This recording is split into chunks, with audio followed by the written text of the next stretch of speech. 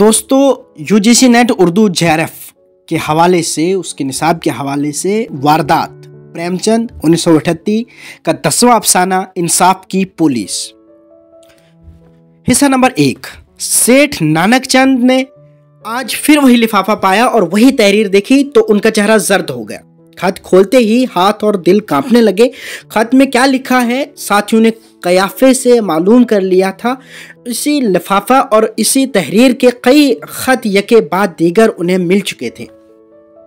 इस खत का भी वही मजमून होगा, इसमें मुतल्लिक शुबा न था। वो खत को कांपते हाथों में लिए आसमान की तरफ ताकने लगे, गोया उसमें अपना नौश्ता तकदीर पढ़ने की कोशिश कर रहे हो। वो दिल के मजबूत आदमी थे, मुर्दों से भी अपनी रकम वसूल कर लेते थे। रहम या रियायत या दूसरी कमजोरियां उन्हें छू भी नहीं गई थी, वरना महाजन ही कैसे बनते। वो हर पूरन माशी को सितिया नारायण की कथा सुनते थे। पिछले 15 साल में उस मामूल में एक नागा भी न हुआ था। मंगल या किसी खास दिन महावीर जी को लड्डू चढ़ाते थे, रोजाना जमुना में स्नान करते और शिव जी को जल चढ़ाते थे। महीने में 2 बार ब्राह्मणों को भोजन भी कराते थे और जब से घी के कारोबार में नफा कसीर होने लगा था, एक धर्मशाला बनवाने की फिक्र में थे। ज़मीन तय कर ली थी और किसी अच्छी मुहूर्त के मुंतज़िर थे। उन्होंने खूब हिसाब करके देख लिया था। उस कार खैर में उनकी जेब से एक कौड़ी भी न खर्च होगी। ज़मीन एक बेवक़ी थी जिस पर उन्होंने पहले अपनी गाय भैंसों के लिए एक मुख्तसर सा छप्पर डाल लिया था, और जब बेवा एक नाबालिग लड़का छोड़कर मर गई तो वक़फ़ ज़मीन उसके कब्ज़े में आ गई। लड़का अपनी ननिहाल में था और ननिहाल वालों को तौफीक न थी इतनी फुर्सत के सेठ जी से मुकदमा बाजी करते। मामार सब उनके असामी थी और मजदूरी करके सौदा करना चाहते थे। ईंट वाला भी उनसे कई साल पहले कर्ज ले गया था और असल की 2 चंद रकम अदा कर चुकने के बाद भी उस पर उनके हज़ारों रुपए निकलते थे। इसलिए ये मरहला भी तय था। सिर्फ सीमेंट और चूने वाले व्यापारी के फंसने का इंतजार था। वो 10-20 हज़ार की दस्तावेज लिखा ले, बस धर्मशाला तैयार है। हर एक कामयाब आदमी की तरह देवताओं पर उनका पक्का एतकाद था, जिनकी दुआ और बरकत से उन्हें किसी कारोबार में घाटा नहीं हुआ। मगर जब से ये खतूत मिलने लगे थे, उन्हें एक वहम आमेज तशवीश पैदा हो गई थी। रात को उनके दरवाजे पर महज एक चौकीदार रहता। अगर 10-5 मसला आदमी आ जाए तो वो अकेला क्या कर सकता है। शायद उन्हें देखकर भाग खड़ा हो। हम सायों में ऐसा कोई नजर न आता था जो खतरे के वक्त काम आए। हालांकि सभी उनके असामी थे या रह चुके थे, लेकिन ये फिरका एहसान फरामोशों का है, जिसके दरवाजे पर ज़रूरत के वक्त नाक और पेशानी रगड़ता है, उसी के दर पे आज़ार हो जाता है। एहसान मानना तो दूर रहा, उल्टा बदखुआ हो जाता है। उन्होंने सोचा अगर रात को 10-5 आदमी आ जाएं तो वाकई बड़ी मुश्किल का सामना हो। बेशक दरवाज़ा मजबूत है और उसे तोड़ना आसान नहीं। जोड़ियां भी जर्मन साखत की हैं जिन पर कोई हरबा असर नहीं कर सकता, और दीवारें इतनी ऊंची है कि उन पर कोई क्या खा के चढ़ेगा। नकबो तो अमर महाल है। बैरूनी दीवार खालिस पत्थर की है, एक पत्थर 10-10 मन का है। इस ख्याल से उन्हें कदरे तशफ़ी हुई। अपनी राइफल निकालकर उन्होंने उसका खूब मुआयना किया। मौका पड़ने पर उससे भी 10-5 आदमियों को मिनटों में भून सकते थे। फिर भी उन पर एक दहशत सी तारी हो गई। कौन जाने ये चौकीदार भी उन्हीं में मिल गया हो। खिदमतगार भी थोड़े से लालच से आस्तीन के सांप हो सकते हैं। आखिर कई मिनट के रूहानी इंतशार के बाद उन्होंने खत खोला और उनका चेहरा जर्द हो गया, आंखें फैल गईं, सांस तेज चलने लगी। फौरन दरवाज़ा बंद कर दिया और खत लिए अंदर आकर केसर से बोले, देखती हो आज फिर वही खत आया। आज तो तारीख भी मुकर्रर कर दी। परसों उनका दावा होगा। लिखा है अगर अपनी जान अजीज है तो 25,000 रुपये नकद रामेश्वर के मंदिर के सामने दरख्त के नीचे 8 बजे रात को रख दो। ये सब समझते होंगे कि उन गिदड़ भभकियों से मैं डर जाऊंगा। केसर भरना न जानती थी। फिर भी उसने उनके हाथ से खत ले लिया और इस पर एक नज़र डालकर बोली, मैं तो सोचती हूँ महीना 2 महीने के लिए यहाँ से कहीं चले चले, काशी, प्रयाग, हरिद्वार, कहीं भी तीरथ हो जाएगा और ज़रा चैन भी नसीब होगा। मुझे तो मारे खौफ के रात को नींद नहीं आती। सेठ जी दलेराना अंदाज से बोले, इस तरह एक एक धमकी में भागने लगूंगा तो महाजनी कर चुका। ये सब मेरे ही असामी हैं जिनके जायदादें मैंने नीलाम कराई हैं। राइफल की एक आवाज़ जहां की हिरन हो जाएंगे।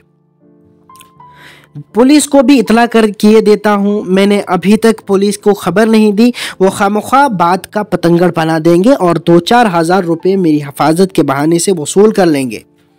और हिफाजत जैसी वो करेंगे वो मैं जानता हूँ, लेकिन अब इतला दे दूंगा। 200-400 रुपयों का मुंह न देखूंगा। अपनी तरफ से होशियार रहना अच्छा है।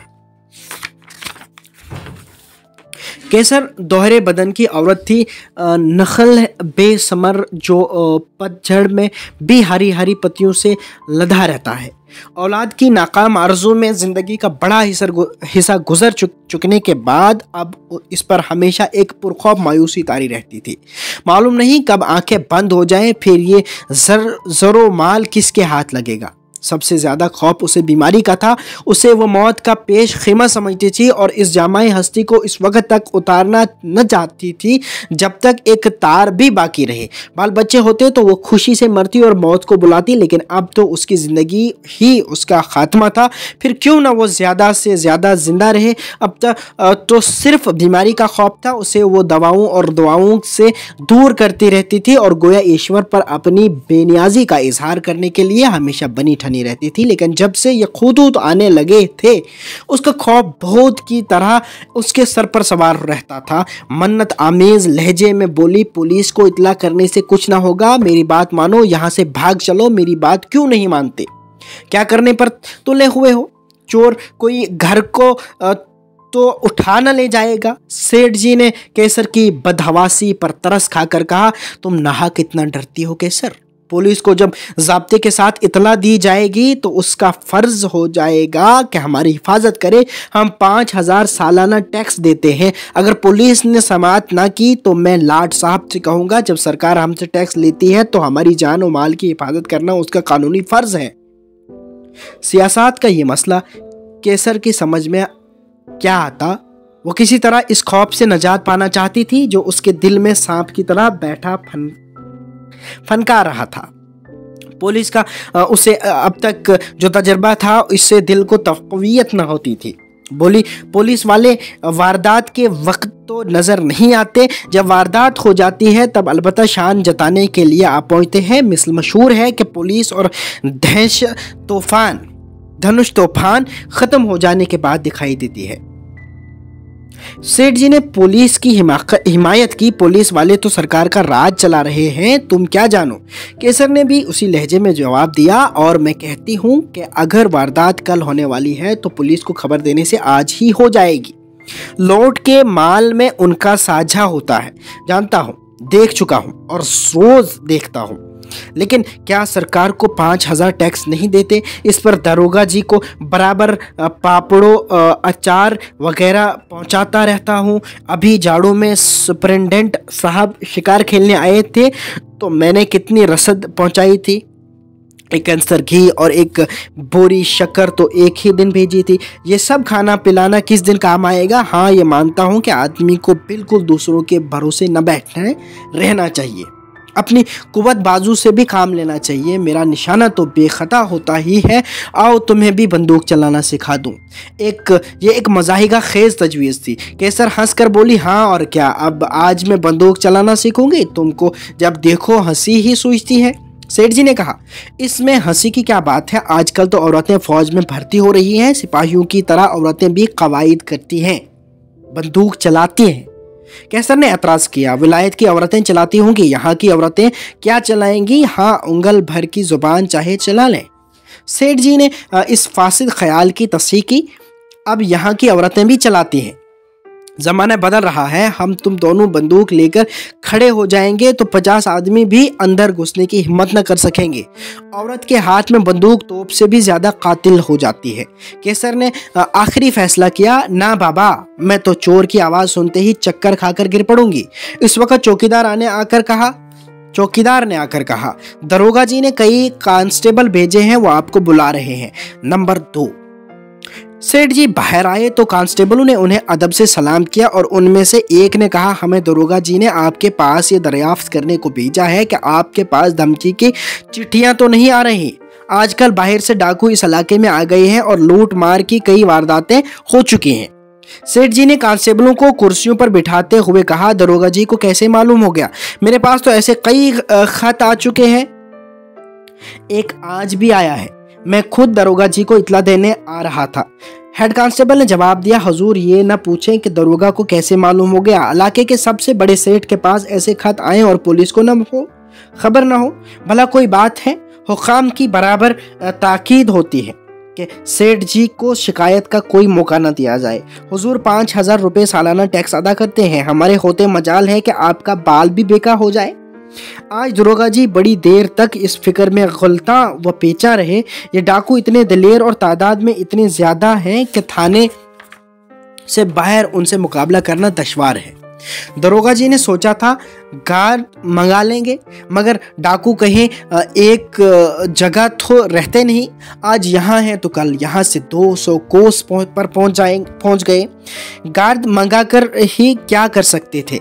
रियाया की तो हमें फिक्र नहीं, किसके पास इतना माल असबाब रखा है कि डाकुओं का अंदेशा हो, और अगर किसी के पास 200-400 रुपए निकल ही आए तो उसके लिए पुलिस डाकुओं के पीछे अपनी जान हथेली पर लिए न फिरेगी।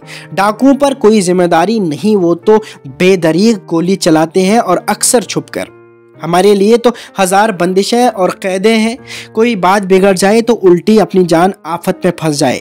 इसलिए दरोगा जी ने हमें यह पैगाम देकर आपकी खिदमत में भेजा है कि आपको जिस माल और असबाब के बारे में खतरा हो उसे लाकर थाने के खजाने में जमा कर दीजिए। आपको रसीद दे दी जाएगी, आपका कुफल लगा दिया जाएगा, संदूक पर आप अपनी मोहर लगा दीजिएगा। जब ये हंगामा ठंडा हो जाए तो आप अपनी चीज़ें वापस ले लीजिएगा। इसके लिए सरकार आपसे किसी किस्म की फीस नहीं लेना चाहती, महज आपकी हिफाजत के ख्याल से तजवीज़ की गई है।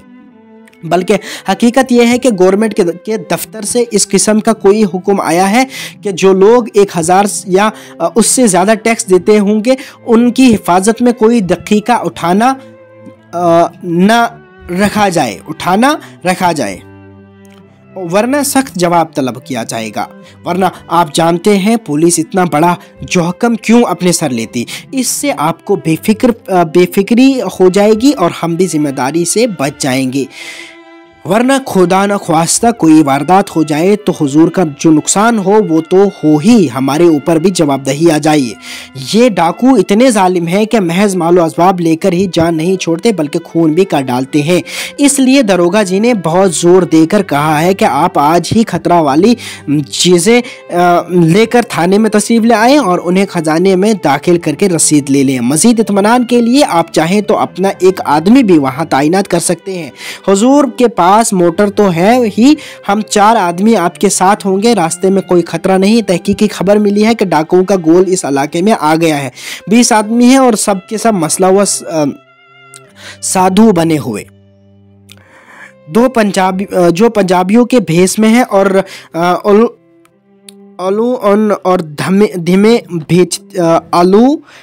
अलवान और धमे बेचते फिरते हैं। उन दोनों के साथ 2 भंगी बरादर भी हैं। वो डाकू बलोचियों के भेष में छुरियां और ताले बेचते हैं और कहाँ तक गिनाऊं, हमारे यहाँ तो उनका पूरा खुलिया आ गया है। खतरे में इंसान का दिल कमज़ोर हो जाता है और ऐसी बातों का भी यकीन कर लेता है जो शायद होश व हवास की हालत में वो न करता। यहाँ तो शुबह का मौका ही न था। मुमकिन है इसमें दरोगा जी की कोई गर्ज शामिल हो और वो इस खिदमत का कुछ सिला भी चाहते हों। इसके लिए सेठ जी तैयार थे। क्या अगर वो 200-400 रुपये देने पड़े तो कोई मज़ायक़ा नहीं। ऐसे वाक़े तो ज़िंदगी में आते ही रहते हैं। मौजूदा हालात में इससे बेहतर कोई इंतज़ाम ख़याल में नहीं आता था, बल्कि उसे इमदाद गैब समझना चाहिए। उन्हीं कांस्टेबलों को कुछ दिलाकर सारी चीज़ें निकलवा लेंगे। दूसरों का क्या भरोसा, कहीं डाकुओं से मिल जाए तो गजब ही हो जाए, रास्ते ही में घेर ले जाए। 20 के मुकाबले में 4 आदमी कर ही क्या सकते हैं, और कौन जाने कि डाकुओं के पास कार ना होगी, कौन जाने डाकुओं के पास कार ना होगी। फिर भी इस अंदाज से बोले गोया दरोगा जी ने उन पर कोई ख़ास इनायत नहीं की है, ये तो उनका फ़र्ज़ ही था। मैं इस इनायत के लिए दरोगा जी का तहे दिल से मशकूर हूँ, मगर मैंने यहाँ ऐसा इंतज़ाम कर लिया था कि अगर डाकू यहाँ आते तो उनके दांत खट्टे कर दिए जाते। सारा महल्ला मुकाबले के लिए तैयार था, सभी से तो अपना याराना है, मगर दरोगा जी की तजवीज़ मुझे पसंद है। इससे भी वो भी अपनी ज़िम्मेदारी से बरी हो जाते हैं और मेरे सर से भी फिक्र का बोझ उतर जाता है। जैसा आप ने खुद कहा, लेकिन अंदर से चीज़ों को निकाल कर बाहर लाना और कार में रखना मेरे बोते की बात नहीं। आपकी दुआ से आदमी तो काफ़ी है, मगर किसकी नीयत कैसी है ये कौन जानता है। आप लोग कुछ मदद करें तो काम आसान हो जाए। मुस्कुराकर आपकी मेहनत रायगा न जाएगी। केसर ने इस तजवीज़ को लब्बैक कहा। कांस्टेबलों ने भी अपनी खिदमत खुशी से पेश की। हेड कांस्टेबल ने कहा, हम हुजूर के ताबादार हैं, इसमें मदद की कौन सी बात है। तनख्वाह सरकार से ज़रूर पाते हैं, मगर देते तो हुजूर ही हैं। आप ज़रूर बताते जाइए, हम लोग आप आन की आन में सारा सामान निकाल कर रख देंगे। केसर ने खुश होकर कहा, भगवान ने मदद कर दी, नहीं तो मैं घबरा गई थी, जान निकली जाती थी। सेठ जी ने हमदर्दी के अंदाज से कहा, इसी को कहते हैं सरकार का इंतज़ाम। इसी मुस्तैदी की बदौलत सरकारी राज थमा हुआ है। मैं तो सोचता हूँ कि कीमती चीज़ यहाँ न छोड़ी जाए, ताकि वो आए तो अपना सा मुंह लेकर जाएं। केसर ने झुककर कहा, कुंजी उन सबों के सामने फेंक देना कि जो चीज़ चाहो निकाल ले जाओ। 2 कांस्टेबलों ने अंदर जाकर संदूकचे और पिठारे निकालने शुरू किए। एक बाहर सामान कार पर लाद रहा था और हेड कांस्टेबल नोट बुक पर हर एक चीज़ का अंदाज कर रहा था। जेवरात, अशरफियाँ, नोट, बेशकीमत कपड़े, शाल, 2 शालें, नकराई, ज़रूफ सब कार में रख दिए गए। मामूली फर्नीचर, बर्तन, फर्श, बरोश और गल्ला वगैरह के सिवा घर में और कुछ न बचा, और ये चीज़ें डाकुओं के लिए बेमसरफ़ हैं। केसर का सिंगारदान सेठ जी खुद लाए और हेड कांस्टेबल को देकर बोले, भाई इसे बड़ी हिफाजत से रखना। हेड कांस्टेबल ने सिंगारदान लेकर कहा, मेरे लिए हर एक दिन का इतना ही बेशकीमत है।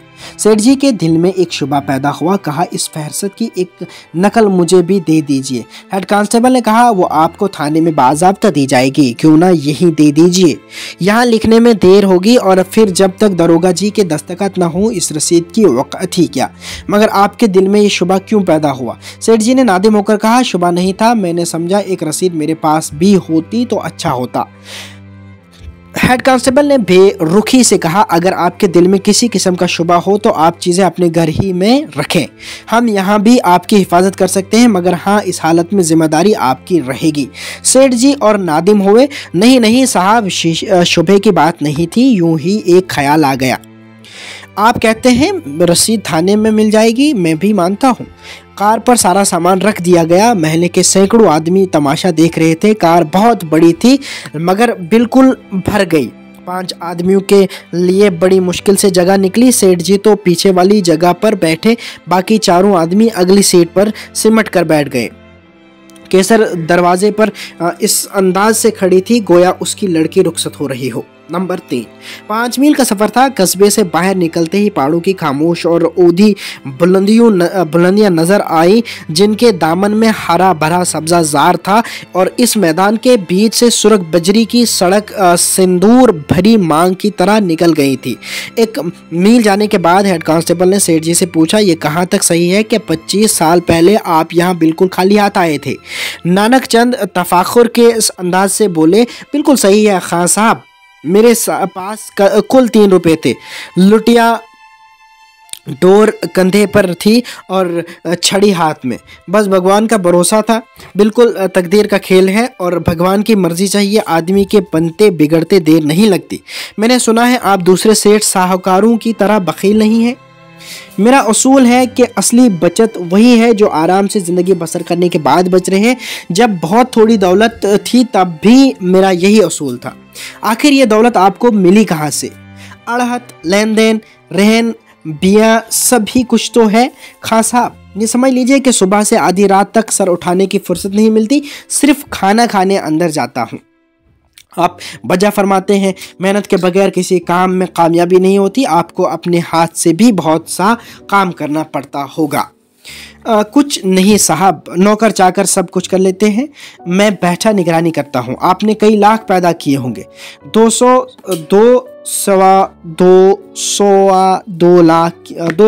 लाख की जायदाद है। खां साहब, 20,000 का तो मकान ही खड़ा है। आज बेचूं तो 50,000 से कम न मिले। लेकिन असल सरमाया वही आपके 3 रुपए थे। सरमाया तो आदमी की साख है। खां साहब, आज चाहूँ तो कहीं से लाखों का माल मंगा सकता हूँ। आपकी ज़िंदगी वाकई हमारे लिए नमूना है। आप लोगों की दुआ से अब तक तो आराम से कट गई है, आगे भगवान जाने। अब तो और भी आराम से कटेगी, क्योंकि आपकी साख बहुत बढ़ गई है। इसमें क्या शक है खां साहब, अपनी साख तो बनाने से बनती है।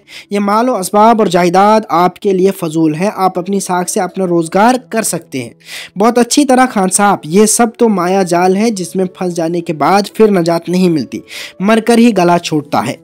अब धर्मशाला बनवाने का इरादा है, सामान कर लिया है। कोई अच्छी मुहूर्त देखकर हाथ लगा देना है। एक लड़का भी गोद लेना चाहता हूँ, बस फिर भगवान का भजन करूँगा। आपके कोई औलाद हुई ही नहीं, तकदीर में न थी खान साहब। और क्या कहूँ, जिनके घर में भुनी भांग नहीं, उनके हाथ तो घास फूस की तरह बच्चे निकलते आते हैं, जिन्हें भगवान ने खाने को दिया है और औलाद के लिए तरस तरस कर रह जाते हैं। आप बिल्कुल ठीक फरमाते हैं सेठ जी, आपकी बातें बड़ी पुरमग्ज होती हैं। अगर हम आपको इस मायाजाल से छुड़ा दें तो यकीनन आप हमारे एहसानमंद होंगे। सेठ जी हंसे और बोले, भगवान के सिवा इस मायाजाल से कौन छुड़ा सकता है खान साहब? हेड कांस्टेबल ने संजीदा चेहरा बनाकर कहा, भगवान क्यों छुड़ाने लगे? आप खुद क्यों नहीं छूट जाते? जिस दौलत से आपको कोई फायदा नहीं है उसे क्यों न गरीबों में तकसीम कर दीजिए। बेफायदा सीने पर बोझ लादने से क्या मतलब? भला ऐसा कहीं हो सकता है खान साहब? मायाजाल कहीं टूट सकता है। मैं तो थोड़े तोड़ने को तैयार हूँ इसी वक्त। इसी दौलत के लिए आदमी अपना खून पसीना एक कर देता है खान साहब। दगा, फरेब, बेईमानी और जुल्म सब कुछ इसी के लिए करता है। बगैर अपना ज़मीर बेचे दौलत नहीं मिलती। ऐसी बेशकीमत चीज़ कौन छोड़ सकता है? लेकिन आपने फरमाया है कि सिर्फ आपके इकबाल का ज़हूर है, आपने कोई खास मेहनत नहीं की। निगरानी में कुछ कम मेहनत है खान साहब? आप दिन भर धूप में ठेला खींचना पसंद करेंगे या गद्दी पर बैठे निगरानी करना? मगर सब आदमी सभी काम तो नहीं कर सकते। आखिर ये रुपया आपके पास आया कहाँ से? आपने किसी आसामी को 100 रुपये कर्ज दिए, यकीनन उससे कुछ न कुछ सूद लिया ही होगा। कभी कभी तो 100 के 200, 300, 400 तक वसूल किए होंगे। आपके रुपये ने तो बच्चे दिए नहीं, आसामी की मेहनत के रुपए आपके हाथ लगे। बसा औकात 200-400 रुपये कर्ज देकर आपने पूरे ख़ानदान को अपना गुलाम बना लिया होगा और उनकी शुबाना रोज़ की मशक्क़त की कमाई आपके हाथ लगी होगी। सेठ जी ने हैरत की निगाहों से खान साहब की तरफ देखा। ये तो कोई बड़ा अजीब आदमी है, ख्वामख्वाह बहस कर रहा है। माना मैंने दूसरों की मेहनत से ही दौलत पैदा की, तो फिर जो सब करते हैं वही मैंने किया, कोई नई बात नहीं की। बोले, इस तरह तो आप कह सकते हैं कि दुनिया के सभी दौलतमंद मुफ्तखोर हैं।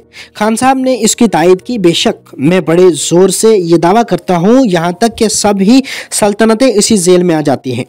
फिर फ़र्क यही है कि आप असामियों से रुपए वसूल करके जमा रख छोड़ते हैं, जबकि सरकार उससे मुल्क का इंतज़ाम करती है। अदालतें और पुलिस कायम करती हैं कि आप और आपके भाई बाइत्मीनान उन गरबा का खून चूस सकें। अगर कोई गरीब सरकशी करे और आपका मुंह अपनी रग से हटा देना चाहिए तो सरकार की पुलिस और अदालत और फौज आपकी मदद करे। दरअसल आपने सूद या नफ़ा या माल गुजारी की शक्ल में जो कुछ भी पाया है वो गरीबों की की कमाई है जो आपने उनसे जबरन छीन लिया है और जो आप ही के लफ्ज़ों में आपके पास बेकार पड़ी हुई है। आपको मसरूका माल घर में रखने का कोई हक नहीं है।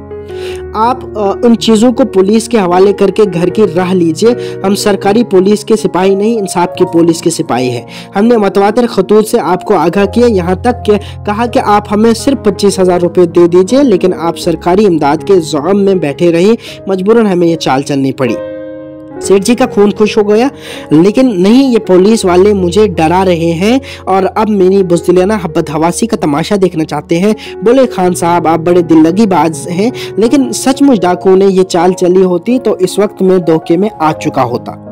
तो मैं आपको यकीन दिलाता हूँ कि डाकुओं ने सचमुच आपके साथ ये चाल चली है और आप धोखे में आ गए हैं। मैं इसमें शक व शुबा की गुंजाइश नहीं। गाड़ी रुक गई। सेठ जी ढकेल कर नीचे गिरा दिए गए और दरवाजा बंद कर लिया गया। मोटर आहिस्ता आहिस्ता चली। सेठ जी चिल्लाते हुए मोटर के पीछे दौड़े। हुजूर सरकार, भाइयों, बिल्कुल तबाह हो जाऊंगा, रहम कीजिए, मैं तो खुशी से आपको 25,000 दे दूंगा। आपने कहा है आप इंसाफ की पुलिस है, ये बेइंसाफी न कीजिए। खान साहब ने दरवाजे से सर निकाल कर कहा, काश ये 25,000 आपने पहले दे दिए होते। अब तो मौयाद गुजर गई। अपने को कितने खतरे में डालकर हमने ये दौलत पाई है, इसका ख्याल कीजिए। आपको ज़रा भी शबा हो जाता तो इस वक्त हमारे हाथों में हथकड़ियाँ होती और बेभाव की पड़ रही होती। अब आप आराम से तशरीफ़ ले जाइए। ये 2-3 रुपए हैं जो आपके साथ आप साथ लेकर यहाँ आए थे। अब जाकर फिर दौलत जमा कीजिए। 10-5 बरस में हम फिर आपको माया जाल से निकाल लेंगे। मोटर तेज हो गई और सेठ जी चीखते रह गए, दौड़ो दौड़ो, डाकू मुझे लोटे ले जा रहे हैं। लेकिन वो सारी फरियाद सहरा थी। अफसाना इंसाफ की पुलिस होता है यहीं पे ख़त्म और अगले हिस्से में जिक्र होगा वारदात के 11वें अफसाने गम निदारी बुज़ बखैर का। तब तक दीजिए इजाज़त। खुदा हाफिज़।